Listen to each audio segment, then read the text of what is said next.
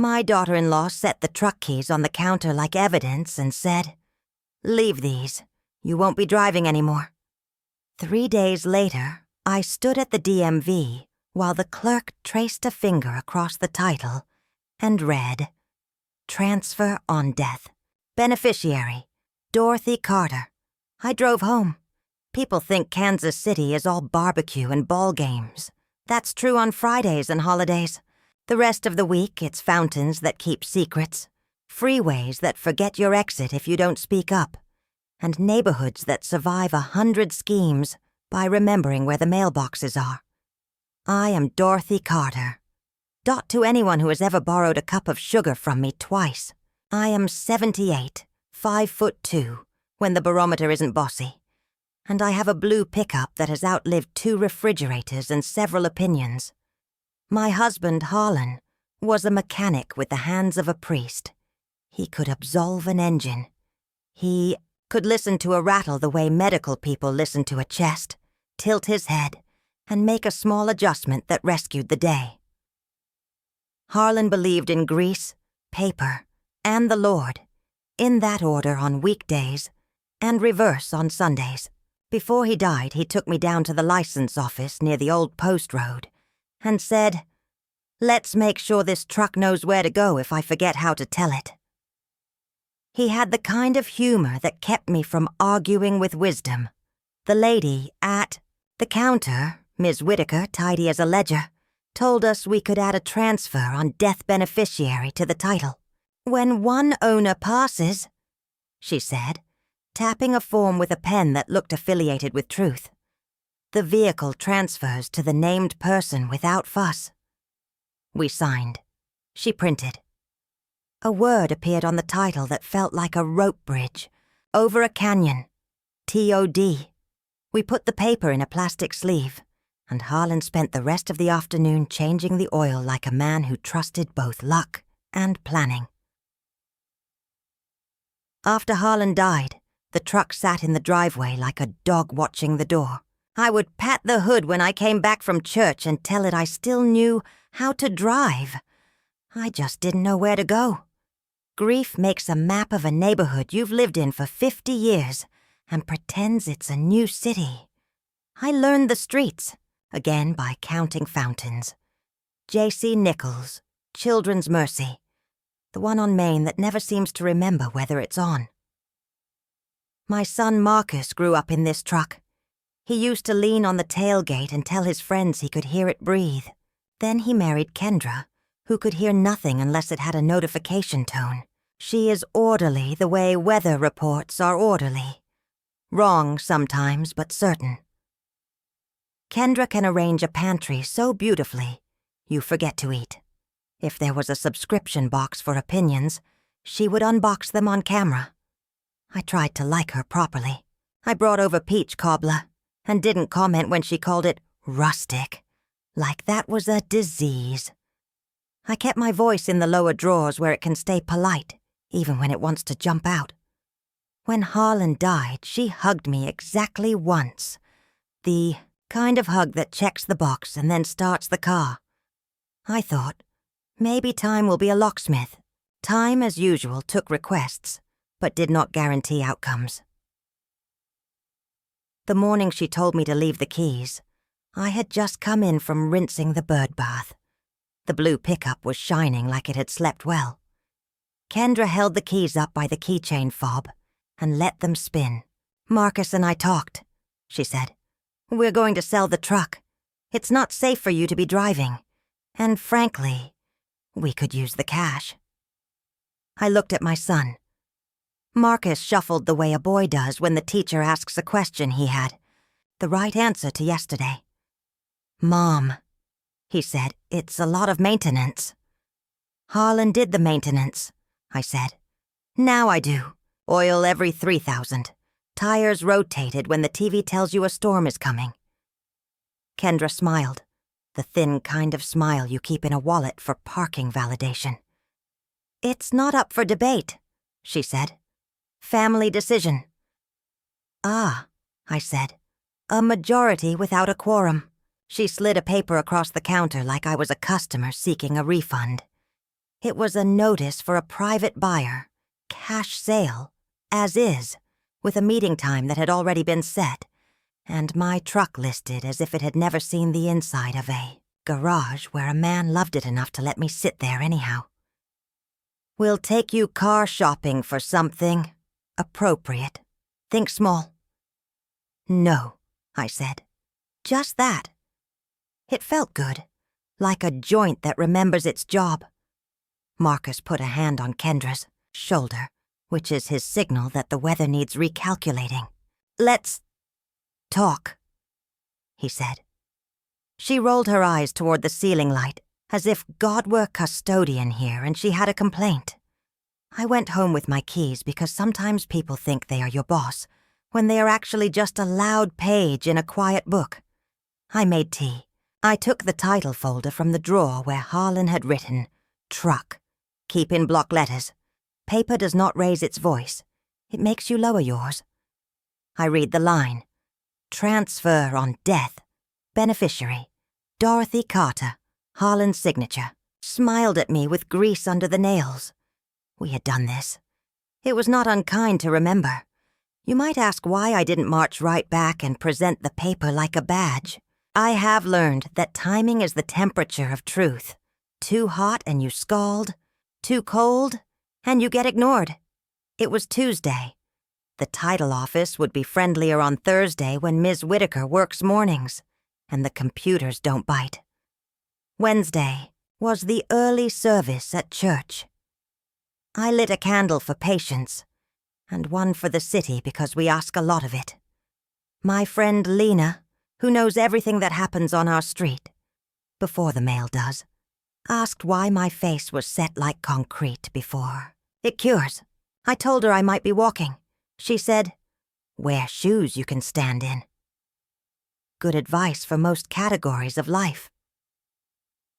Thursday, I put on my comfortable blessings, sneakers that forgive, cardigan that doesn't judge, and drove to the license office with the folder buckled in beside me like a child. You want to watch grow up? The line was well behaved. Numbers chirped. I sat between a man renewing a boat dream and a woman holding a tiny dog under her coat like a secret. When my number lit up, I stepped to the counter and found Ms. Whitaker exactly as I remembered. Patient, neat, the kind of woman who could fold a map without breaking its spirit. What can I help you with? She asked. I need to confirm the beneficiary on my husband's truck title, I said, and proceed with the transfer. She asked for my ID and a certified death certificate. I had both. Paper respects grief if you bring the right evidence. She pulled up the record, and her finger traveled across the screen like a priest across a line of hymn lyrics. Here, she said. Transfer on death. Beneficiary. Dorothy Carter. Upon Mr. Carter's death, ownership vests in you. She looked up, kind but firm. No other signatures required. Even if family disagrees? I asked. We do titles, she said. Titles do law. You brought the right paper. I watched her stamp, type, and press without apathy. People think clerks are machines because their motions are tidy. They are actually guardians with rubber seals. She handed me a printed receipt and instructions for the new title and plate confirmation. You can keep the same plate if you like, she said. Some folks do. Feels right. It does, I said, because the number has lived on birthday cakes when we did big dumb deliveries for the block. On the way out, a young man held the door with his elbow while balancing a tower of forms. Ma'am, he said. It sounded like a blessing. The truck looked pleased with itself in the lot, like a dog that has figured out where the leash is kept. I sat in the driver's seat and cried little. Grief and relief share a pocket. Sometimes they reach in at the same time. I drove to Marcus and Kendra's on purpose. If you have ever laid down a truth in a tidy place, you know the next step is mopping. Kendra was at the island arranging a flat lay of vitamins for a photo that would tell strangers she cares about.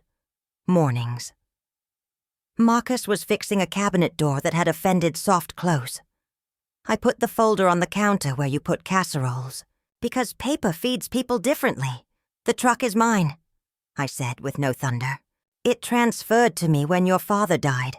We did a TOD. I completed the title this morning. Kendra laughed without humor. You can't just decide that. I did not, I said. He did. We did. On a weekday when choice felt like a responsibility. Marcus took the paper. I watched his eyes do the quiet travel from disbelief to grammar to meaning. He nodded slowly, like a man reading the instructions he had been pretending not to need. Okay, he said. Okay. Kendra's mouth shaped a word that wanted to be lawsuit, but landed on messy. This is messy, she declared. No, I said. This is clear. She crossed her arms in the global sign for the meeting has not gone as planned. You shouldn't be driving, she said. You're old. I smiled because sometimes joy is aware of irony. I am older than yesterday and younger than next Thursday. If you want to discuss safety, that's a topic. If you want to control my keys, that's a boundary. Marcus set the paper down. Mom, he said gently. Maybe we can set some conditions, just to make everyone comfortable. Now, I am not opposed to conditions if they are spelled correctly and do not masquerade as confiscation. Here are mine, I said. 1. Respect. Speak as if Jace is listening, because he is. 2. Safety. I drive in daylight, not in storms, and I do not fight the stadium traffic. 3. Maintenance. I keep the truck serviced like your father is still standing in the garage grading my homework. 4. Purpose. The truck works for people, not pride. Once a week, we deliver. Deliver what? Kendra asked, as if I might say caviar and ruin her budget. Food, I said. Boxes to the church pantry, and sacks to the seniors who keep pretending they don't need help. Marcus smiled with his father's mouth. Deal, he said. Kendra's eyes did a storm and a forecast. Fine, she said, with the voice of someone who understands the schedule doesn't ask her permission to exist. The will reading for Harlan's brother happened 2 weeks later at Harper & Gaines, the sort of office where the carpet knows your secrets and promises not to tell. Kendra dressed like a calendar cover for efficiency. The lawyer read bequests that tried their best to pass for affection. When it was over, Kendra asked, as if ordering lunch, "And the truck?" The vehicle title had a transfer on death. Designation, the lawyer said, as if he were discussing whether you should have checked yourself. It passed to Mrs. Carter outside the will. Kendra's face made a series of shapes you could use to teach algebra. So the will doesn't cover everything. It covers what it covers, he said. Titles and beneficiaries cover themselves. On the ride home, she sat controlled and silent. Control is not quiet. It's just a loud person wearing slippers. Marcus drove. I looked out the window at the city that keeps its deals with its own shadow. Paper and pavement hold us together more than speeches do. The first pick-up pantry Saturday took some lists. I like lists. I like how they tell you the future in bullets instead of guesses. I called Pastor Elaine, who runs the church pantry, with the steadiness of a nurse and the optimism of a person who has lifted heavier boxes than this. We can do routes, she said. I got 6 addresses that didn't make it onto last month's map, and a grocery trying to be nice about dented cans. Kendra, to her surprise, was good at labels. She printed stickers that said, "Pick up pantry," Saturdays, and color-coded the boxes by neighborhood. She is a professional organizer. It turns out organizing people into generosity is currently within her skill set. Marcus handled the lifting. I handled the wheel. Jace arranged the apples with the seriousness of a boy making a new planet. We loaded the bed like we knew what we were doing. The truck did. Harlan always said a pickup isn't about hauling stuff. It's about preventing excuses. We drove to a triplex where a woman named Mrs. Wilma lives upstairs with 2 cats and a collection of mugs with cities on them. She opened the door like a person who is not sure if kindness is for her or for someone else, and you've arrived to test the theory. "Ma'am," I said, "pantry delivery?" "I didn't call," she said, guarding dignity the way people guard nickels.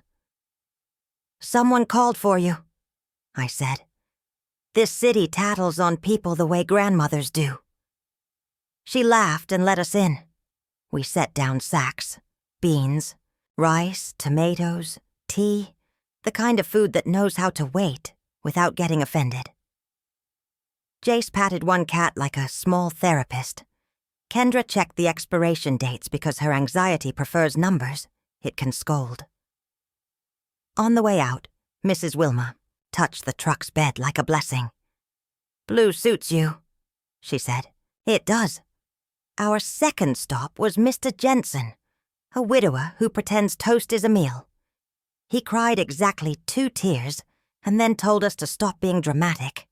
We didn't argue. Once you've carried groceries up 2 flights of stairs, you have earned the right to choose your own adjectives. By noon, the bed was light, and my heart was heavier in the way good work makes it. We ate pulled pork sandwiches from a joint that smells like the past learned to season. Kendra didn't make a face at the sauce. Or if she did, she hid it under a napkin where only God and the napkin had to deal with it. Not everything stayed smooth. The week after, Kendra's mother came by and used her outdoor voice indoors. "Agnes up the street had to stop driving at your age," she told me. "The way people tell you the weather in a city they don't live in. It's irresponsible." "I'm responsible to the paper, and to the people the paper protects," I said. She sniffed like a person allergic to nouns. Marcus took her for a walk to look at the fountain. Water is diplomacy. Kendra still had days when she said we when she meant me. She walked through my house pointing at the throw rugs as if they were lawsuits. I let her remove one because a woman can love a rug and still choose to love her hip more. I put the rug in the garage where the truck could visit it. Compromise is often just storage. One night, the rain came in sheets and opinions. Marcus called, "Mom, don't drive tomorrow. Streets'll pond." I didn't plan to. I like my plans to marry weather before they marry stubbornness. Kendra texted thank you, without an essay attached. That may have been the first miracle of spring. There was a second trip to the title office because paper likes company. The new title arrived by mail, my name where it needed to be, Harlan still present in the line where the story started. I brought cookies to Ms. Whitaker because clerks like sugar, and to remind the office that some transactions end in gratitude. She asked about pick-up pantry Saturdays and said, "My aunt could use that." I took down an address. The list grew on. A Tuesday, Kendra tried a flare-up. She had found a post in some online group about elder driving tests and waved it like a flag. "Everyone agrees," she said. "Everyone is not DMV," I said, and showed her the vision test card I had passed, in case proof needed a witness. "If I fail the test next year, I'll stop. Not before panic decides I should." She folded. It was not an elegant fold, like fresh laundry. It was the kind you do when the dryer has eaten the socks and you're pretending you planned a symmetry. She said, "Fine," and went with me on Saturday with a face that could keep leftovers safe. Progress. We added the church parking lot as a pickup hub. People came who needed a little and left offering more. A man brought eggs with shells, the color of good dirt. A woman brought recipes that stretch $1 like yoga. Jace collected stories the way other kids collect cards and told them at school, sanitized for audiences under 12. I am not a saint. I have muttered words that would embarrass a hymn when the truck wouldn't start because Marcus left the dome light on. I have judged Kendra's obsession with matching containers like it's a moral stance. I have once parked crooked and pretended the ground was biased. The difference is, I have a title that tells me who I am to this truck, and a plan that tells me who I am to this block.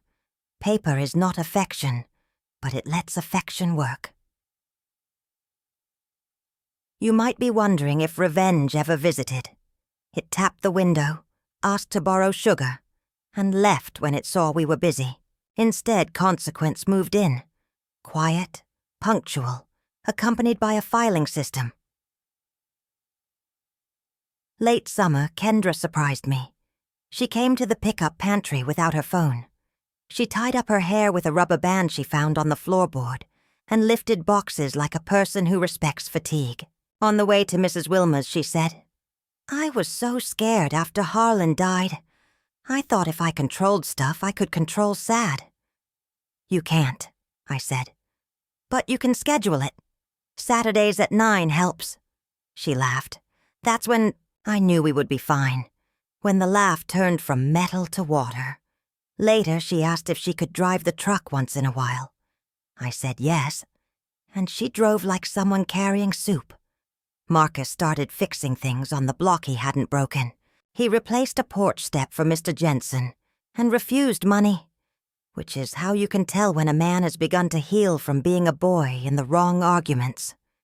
He called me to check the oil even when he already had, because invitation is a habit you practice. At the end of September, the truck needed a new battery. I bought one that could power a small village because confidence is contagious.